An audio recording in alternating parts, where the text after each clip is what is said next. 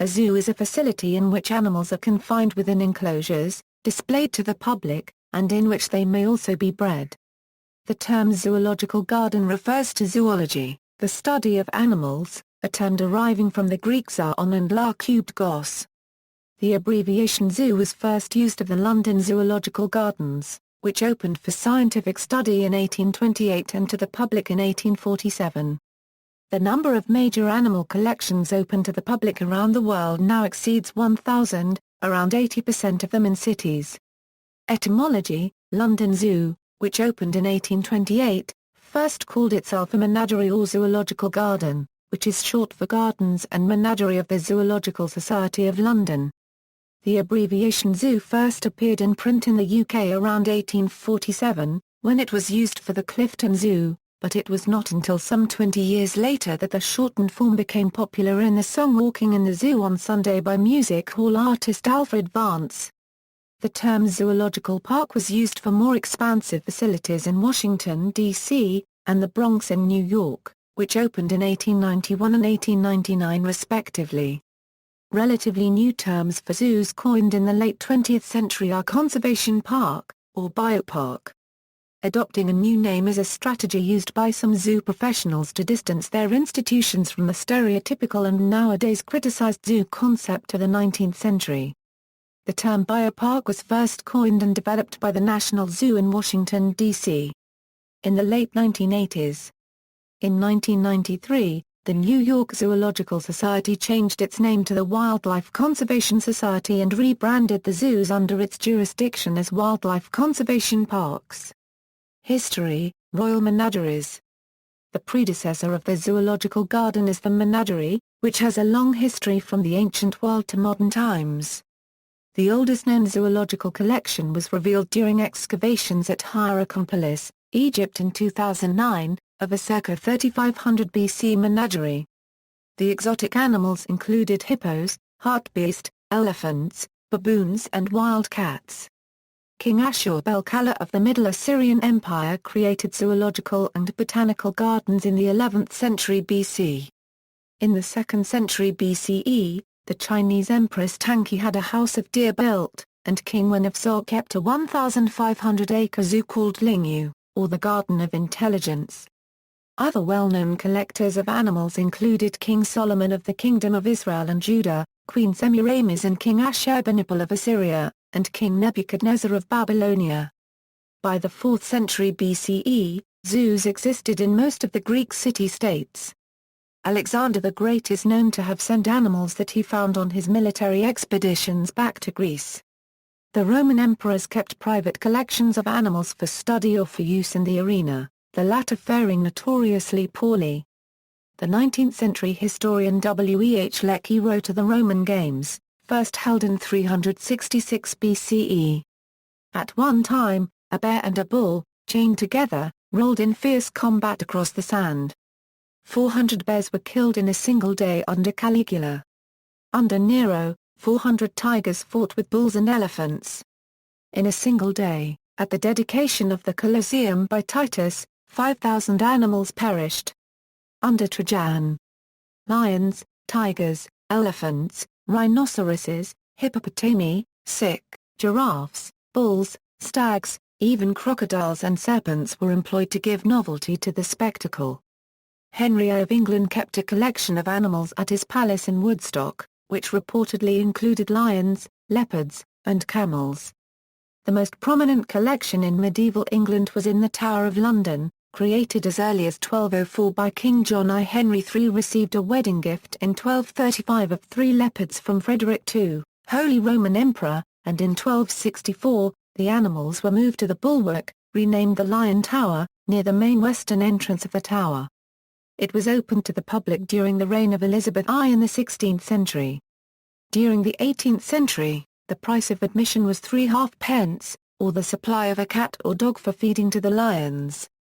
The animals were moved to the London Zoo when it opened. Enlightenment era. The oldest zoo in the world still in existence is the Tiergartensche Paragraph NBAUNN in Vienna, Austria. It was constructed by Adrian van Stookhoven in 1752 at the order of the Holy Roman Emperor Francis I. husband of Maria Theresa of Austria, to serve as an imperial menagerie as part of paragraph NBUNN Palace. The menagerie was initially reserved for the viewing pleasure of the imperial family and the court, but was made accessible to the public in 1765. In 1775, a zoo was founded in Madrid, and in 1795, the zoo inside the Jardin des Plantes in Paris was founded by Jacques-Henri Bernardin, with animals from the Royal Menagerie at Versailles, primarily for scientific research and education. The Kazan Zoo, the first zoo in Russia, was founded in 1806 by the professor of Kazan State University Karl Fuchs. The modern zoo, until the early 19th century, the function of the zoo was often to symbolize royal power, like King Louis XIV's menagerie at Versailles. The modern zoo that emerged in the early 19th century at London, Paris and Dublin, was focused on providing educational exhibits to the public for entertainment and inspiration. A growing fascination for natural history and zoology, coupled with the tremendous expansion in the urbanization of London, led to a heightened demand for a greater variety of public forms of entertainment to be made available. The need for public entertainment, as well as the requirements of scholarly research, came together in the founding of the first modern zoos. The Zoological Society of London was founded in 1826 by Stamford Raffles and established the London Zoo in Regent's Park 2 years later in 1828. At its founding, it was the world's first scientific zoo. Originally intended to be used as a collection for scientific study, it was eventually opened to the public in 1847. The zoo was located in Regent's Park, then undergoing development at the hands of the architect John Nash. What set the London Zoo apart from its predecessors was its focus on society at large. The zoo was established in the middle of a city for the public, and its layout was designed to cater for the large London population. The London Zoo was widely copied as the archetype of the public city zoo. In 1853, the zoo opened the world's first public aquarium. Dublin Zoo was opened in 1831 by members of the medical profession interested in studying animals while they were alive and more particularly getting hold of them when they were dead. The first zoological garden in Australia was Melbourne Zoo in 1860. In the same year, Central Park Zoo, the first public zoo in the United States, opened in New York, although in 1859, the Philadelphia Zoological Society had made an effort to establish a zoo, but delayed opening it until 1874 because of the American Civil War. In 1907, the German entrepreneur Karl Hagenbeck founded the Tierpark Hagenbeck in Stellingen, now a quarter of Hamburg. His zoo was a radical departure from the layout of the zoo that had been established in 1828. It was the first zoo to use open enclosures surrounded by moats, rather than barred cages, to better approximate animals' natural environments. He also set up mixed species exhibits and based the layout on the different organizing principle of geography, as opposed to taxonomy. When ecology emerged as a matter of public interest in the 1970s, a few zoos began to consider making conservation their central role, with Gerald Durrell of the Jersey Zoo, George Rabb of Brookfield Zoo, and William Conway of the Bronx Zoo leading the discussion. From then on, zoocan professionals became increasingly aware of the need to engage themselves in conservation programs, and the American Zoo Association soon said that conservation was its highest priority. Because they wanted to stress conservation issues, many large zoos stopped the practice of having animals perform tricks for visitors. The Detroit Zoo, for example, stopped its elephant show in 1969, and its chimpanzee show in 1983, acknowledging that the trainers had probably abused the animals to get them to perform. Whipsnade Park in Bedfordshire, England, was opened in 1931 as the first safari park. It allowed visitors to drive through the enclosures and come into close proximity to the animals. Unfortunately, mass destruction of wildlife habitat is yet to cease all over the world, and many species such as elephants, big cats, penguins, tropical birds, primates, rhinos, exotic reptiles, and many others are in danger of dying out. Many of today's zoos hope to stop or slow the decline of many endangered species. Many zoos see their primary purpose as breeding endangered species in captivity and reintroducing them into the wild. Modern zoos also aim to help teach visitors the importance on animal conservation, often through letting visitors witness the animals firsthand. Some critics and the majority of animal rights activists and extremists say that zoos, no matter what their intentions are, or how noble they are immoral and serve as nothing but to fulfill human leisure at the expense of the animals, which is an opinion that has shown growth over the years. However, zoo advocates argue that their efforts make a difference in wildlife conservation and education. Human exhibits. Human beings were sometimes displayed in cages along with non-human animals, supposedly to illustrate the differences between people of European and non-European origin. In September 1906, William Hornaday, director of the Bronx Zoo in New York with the agreement of Madison Grant, head of the New York Zoological Society had Otabenga, a Congolese pygmy, displayed in a cage with the chimpanzees, then with an orangutan named Dahong, and a parrot. The exhibit was intended as an example of the missing link between the orangutan and white man. It triggered protests from the city's clergymen, but the public reportedly flocked to see it. Human beings were also displayed in cages during the 1931 Paris Colonial Exposition, and as late as 1958 in a Congolese village display at Expo 58 in Brussels. Type: zoo animals live in enclosures that often attempt to replicate their natural habitats or behavioral patterns, for the benefit of both the animals and visitors. Nocturnal animals are often housed in buildings with a reverse light-dark cycle, that is, only dim white or red lights are on during the day so the animals are active during visitor hours, and brighter lights on at night when the animals sleep. Special climate conditions may be created for animals living in extreme environments, such as penguins. Special enclosures for birds, mammals, insects, reptiles, fish, and other aquatic life forms have also been developed. Some zoos have walk-through exhibits where visitors enter enclosures of non-aggressive species, such as lemurs, marmosets, birds, lizards, and turtles. Visitors are asked to keep to paths and avoid showing or eating foods that the animals might snatch. Safari Park. Some zoos keep animals in larger, outdoor enclosures, confining them with moats and fences, rather than in cages. Safari parks, also known as zoo parks and lion farms, allow visitors to drive through them and come in close proximity to the animals. Sometimes, visitors are able to feed animals through the car windows. The first safari park was Whipsnade Park in Bedfordshire, England, opened by the Zoological Society of London in 1931, which today covers 600 acres. Since the early 1970s, a 1,800-acre park in the San Pasqual Valley near San Diego has featured the San Diego Zoo Safari Park, run by the Zoological Society of San Diego. One of two state-supported zoo parks in North Carolina is the 2,000-acre North Carolina Zoo in Asheboro. The 500-acre Aribe Open Range Zoo in Melbourne, Australia, displays animals living in an artificial savanna. Aquaria. The first public aquarium was opened in London Zoo in 1853. This was followed by the opening of public aquaria in continental Europe and the United States. In 2005, the non-profit Georgia Aquarium opened with more than 100,000 animals of 500 different species, including whale sharks and beluga whales. Roadside zoos. Roadside zoos are found throughout North America, particularly in remote locations.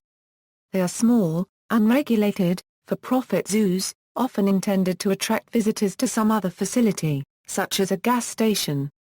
The animals may be trained to perform tricks, and visitors are able to get closer to them than in larger zoos. Since they are sometimes less regulated, roadside zoos are often subject to accusations of neglect and cruelty. Petting zoos. A petting zoo, also called petting farms or children's zoos, features a combination of domestic animals and wild species that are docile enough to touch and feed. To ensure the animals' health, the food is supplied by the zoo either from vending machines or a kiosk nearby. Animal theme parks. An animal theme park is a combination of an amusement park and a zoo, mainly for entertaining and commercial purposes. Marine mammal parks such as SeaWorld and Marineland are more elaborate dolphinariums keeping whales, and containing additional entertainment attractions.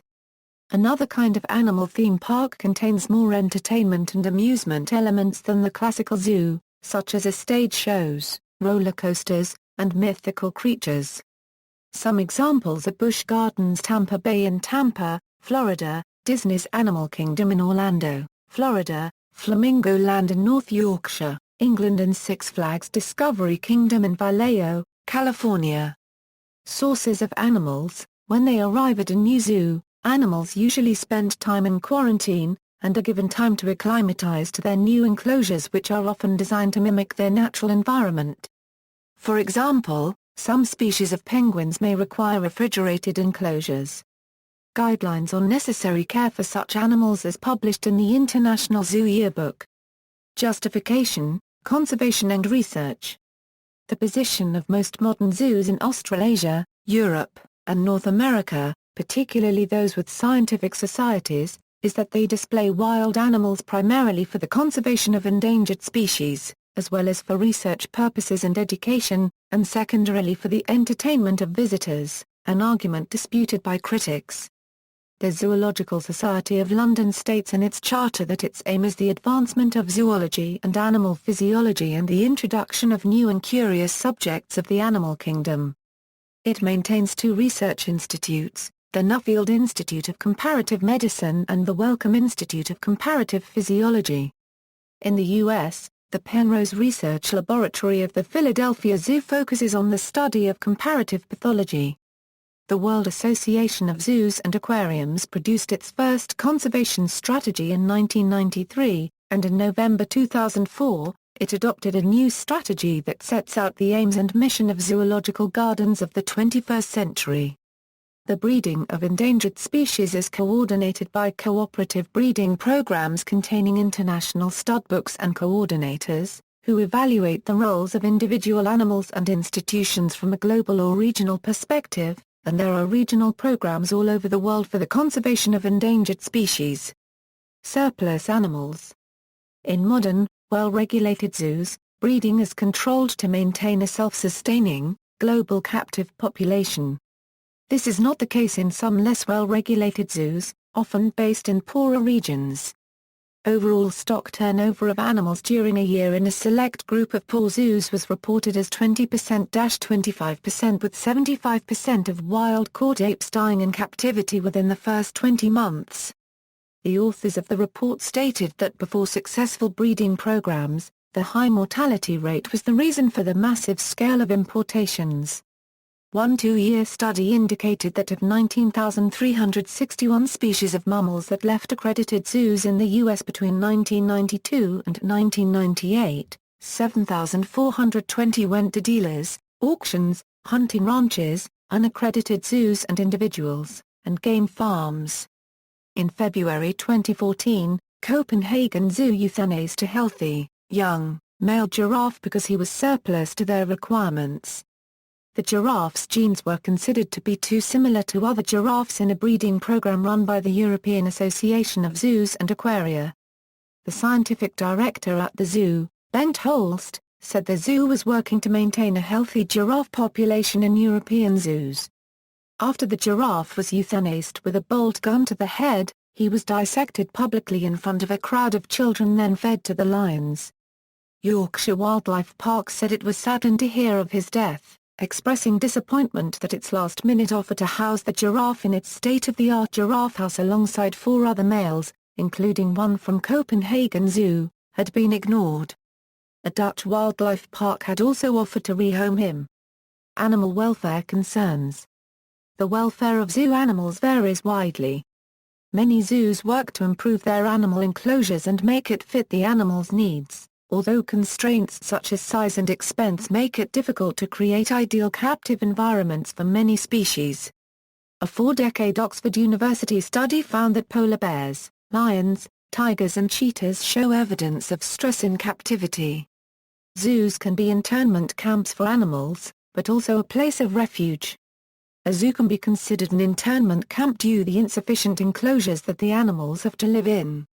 When an elephant is placed in a pen that is flat, has no tree, no other elephants and only a few plastic toys to play with, it can lead to boredom and foot problems.